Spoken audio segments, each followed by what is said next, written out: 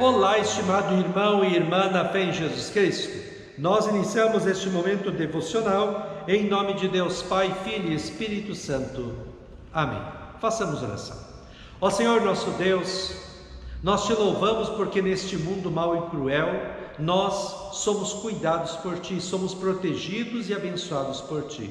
Que nós nos alegremos neste Advento e Natal, porque nós não estamos sozinhos, nós temos Cristo e com Cristo nós temos a salvação.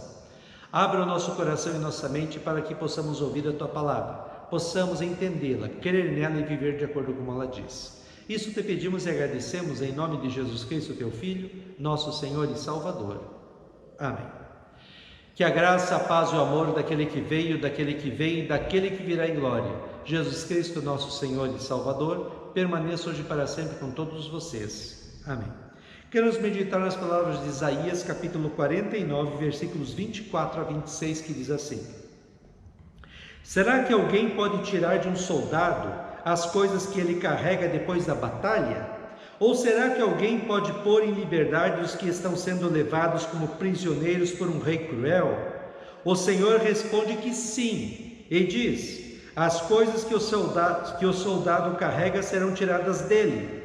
Os prisioneiros do rei cruel serão postos em liberdade, pois eu lutarei contra os inimigos de vocês e eu mesmo salvarei os seus filhos. Farei com que os seus inimigos comam a própria carne e bebam o seu próprio sangue, como se fosse vinho.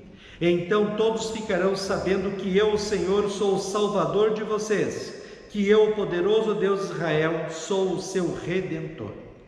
Estimado irmão e irmã, Gideão foi um dos juízes ou libertadores no livro de Juízes do Antigo Testamento. Deus o chamou para libertar o povo de Deus da escravidão dos midianitas. Ao ouvir o chamado de Deus, Gideão responde assim em Juízes 6,15: Senhor, como posso libertar Israel? A minha família é a mais pobre da tribo de Manassés, e eu sou a pessoa menos importante da minha família. Deus então responde: você pode fazer isso porque eu o ajudarei. Cheio de coragem e confiança em Deus, Gideão foi reunir os homens para a batalha contra o exército dos midianitas, que tinha 135.000 soldados prontos para a guerra. Gideão consegue reunir 32.000 homens para a luta. Isso daria mais ou menos 4 soldados midianitas para cada soldado israelita. Seria muito difícil ganhar essa batalha.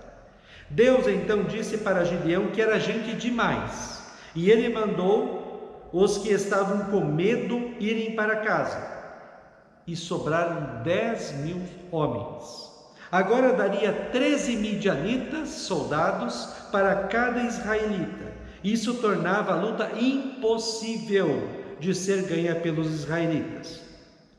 Mas Deus ainda achou gente demais, e depois de um esquema de tomar água no rio, sobraram 300 israelitas para lutar. Agora a luta ficaria assim: 450 soldados midianitas para cada soldado israelita. Em quem você apostaria que iria ganhar a guerra? Mas lembra da promessa que Deus fez a Gideão? Você pode fazer isso porque eu o ajudarei. E no final da história, quem ganhou a batalha foram os 300 de Israel. Quer dizer, quem ganhou a batalha, na verdade, foi Deus. Assim também o povo de Deus, na época do profeta Isaías, estava preso na Babilônia, uma potência muito poderosa. Eles pensavam que era impossível serem libertados e voltarem para a sua terra. Por isso Deus vem a eles e diz assim: as coisas que o soldado carrega serão tiradas dele, os prisioneiros do rei cruel serão postos em liberdade, pois eu lutarei contra os inimigos de vocês e eu mesmo salvarei os seus filhos. Farei com que os seus inimigos comam a sua própria carne e bebam o seu próprio sangue como se fosse vinho. Então todos ficarão sabendo que eu, o Senhor, sou o Salvador de vocês, que eu, o poderoso Deus de Israel, sou o seu Redentor. Deus poderia e iria libertar o seu povo, como de fato fez através do rei persa Ciro, e o poderio da Babilônia foi vencido. Também o ser humano foi escravizado ao sofrimento, à morte e ao inferno, por causa do abandono de Deus e do pecado, como diz Romanos 6,23, porque o salário do pecado é a morte. Era impossível para o ser humano ser libertado deste terrível inimigo que é o diabo e o inferno. Mas lembra do que Jesus disse em Mateus 19:26? Para os seres humanos isso é impossível, mas para Deus tudo é possível. Através da vinda de Jesus Cristo ao mundo, o seu sofrimento e a sua morte na cruz, Ele conquistou para nós o que era impossível para nós, mas é possível para Deus, a salvação de toda a humanidade. Cristo conquistou para os seres humanos o perdão dos pecados, a vida e a salvação eterna. Mais ainda, Cristo nos tornou filhos e filhas de Deus e nos deu um lugar junto a Deus nos céus. Mais ainda, Ele prometeu que estaria conosco todos os dias maus e bons, como Ele esteve com Gideão e com o povo de Deus no Antigo Testamento. Hoje, nós não estamos sozinhos em nossas lutas neste mundo.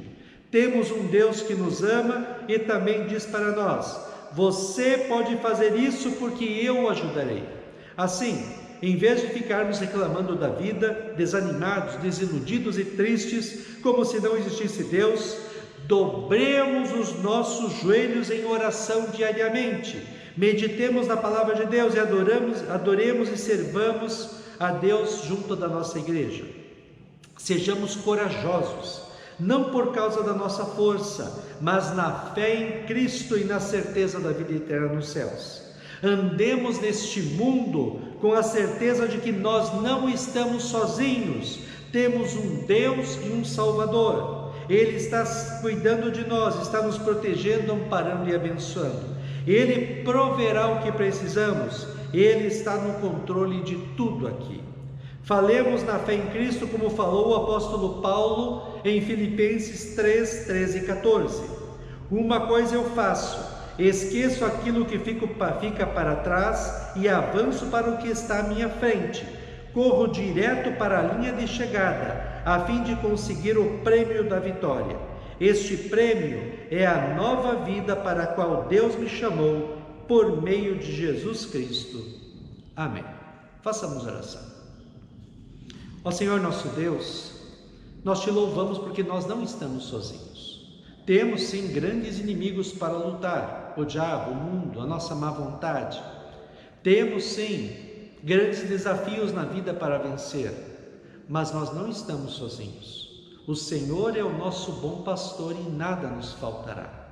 Que nós possamos, como Gideão, crer na tua presença em nossas vidas, crer que o Senhor está cuidando de nós, que nós possamos nos alegrar com as vitórias da nossa vida, que não são nossas, são bênçãos que o Senhor nos dá, e que neste Natal nos alegremos, porque Jesus Cristo veio ao mundo para nos salvar e estar conosco.